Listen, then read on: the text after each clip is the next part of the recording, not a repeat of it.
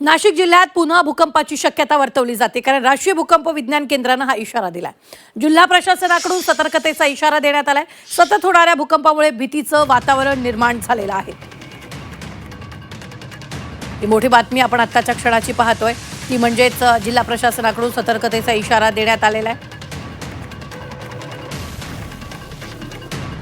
राष्ट्रीय भूकंप विज्ञान केंद्रानं हा इशारा दिलाय। नाशिक जिल्ह्यात पुन्हा भूकंपाची शक्यता वर्तवली जाते आहे।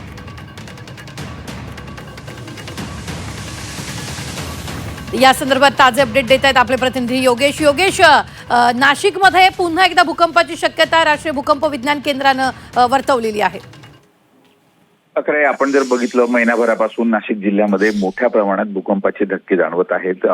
प्रामुख्यानं आपण जर बघितलं, कळवण, सुरगाणा, पेठ या परिसरामध्ये हे धक्के जाणवत होते।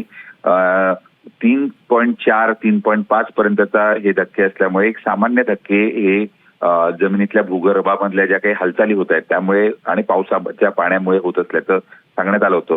मात्र काल जो धक्का रात्रीच्या वेळेस जाणवलेला आहे तो नाशिक शहरामध्ये सुद्धा जाणवलेला आहे आणि नाशिक शहराकडे हे केंद्र हळूहळू सरकताना दिसतं आहे। त्यामुळे कालचा जो रिश्टर स्केलचं आपण प्रमाण बघितलं, 3.8 to 4.5 पर्यंतचं प्रमाण हे वेगवेगळ्या ठिकाणी नोंदवलं गेलंय आणि त्यामुळे अजून एक धक्का मोठा बसू शकतो असं राष्ट्रीय भूकंप केंद्रानं कळवलेलं आहे।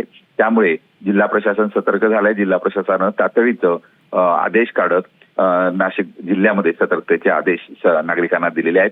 कुठल्याही अफवांना बळी पडू नये असं आवाहन यामध्ये करण्यात आलंय आणि इतकंच नाही, जर कुठलाही भूकंप जाणवला तर ज्या काही काळजी ज्या पद्धतीने नागरिकांनी घ्यायची असते ती घेण्याबद्दलचं आवाहन करण्यात आलं। निश्चित धन्यवाद योगेश, ताजे अपडेट देण्यासाठी। आपण पाहतोय नाशिकमध्ये पुन्हा एकदा भूकंप होण्याची शक्यता आहे। राष्ट्रीय भूकंप विज्ञान केंद्रानं हा इशारा दिलेला आहे।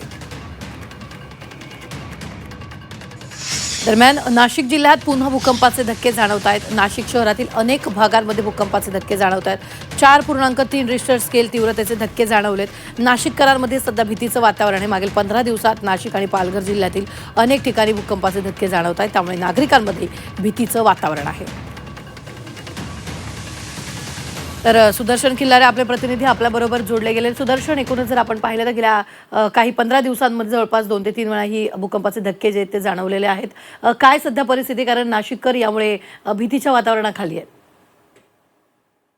काल रात्री नाशिकच्या सुरगाणा, पेठ, घोटी, त्र्यंबकेश्वर, इगतपुरी तसेच दिंडोरी आणि निफाड तथा येवल्यापर्यंत देखील या भूकंपाचे सौम्य धक्के जाणवल्यामुळे नागरिकांमध्ये भीतीचं वातावरण पसरलं होतं। राष्ट्रीय भूमापक केंद्र यांनी जी 4.3 इतकी रिश्टर स्केल तीव्रता असलेला भूकंप झाल्याचं जाहीर केलं। या भूकंपाचा केंद्रबिंदू जो होता गुजरात राज्यातील डोंगर रांगामध्ये असलेल्या भनगड येथे जमिनीखाली 5 किलोमीटर पर्यंत होता। या भूकंपामुळे खरं तर नाशिक जिल्ह्यामध्ये कालच सोशल मीडियावर विविध चर्चांना उधाण आल्यामुळे नागरिकांमध्ये भीतीचं वातावरण पसरलं होतं। मात्र जिल्हाधिकारी आयुष प्रसाद यांनी एका ऑडिओ क्लिपच्या माध्यमातून जे नाशिक जिल्ह्यातील नागरिक आहेत त्यांना सतर्क राहण्याच्या सूचना दिल्या होत्या। विशेष करून कुठल्याही अफवांवर विश्वास ठेवू नका असं आवाहन देखील जिल्हाधिकाऱ्यांनी केलेलं आहे। या भूकंपामुळे कुठेही जीवितहानी झाली अशा घटना जरी अद्याप समोर आल्या नाही, मात्र सुरगाणा असेल, चांदवड असेल, निफाड असेल या गावातील काही घरांना दगडमातीच्या घरांना भेगा पडल्याच्या घटना समोर आलेल्या आहेत। त्यामुळे नागरिकांमध्ये कुठंतरी या भूकंपाबाबत भीतीचं वातावरण पसरल्याचं आपल्याला पाहायला मिळतंय।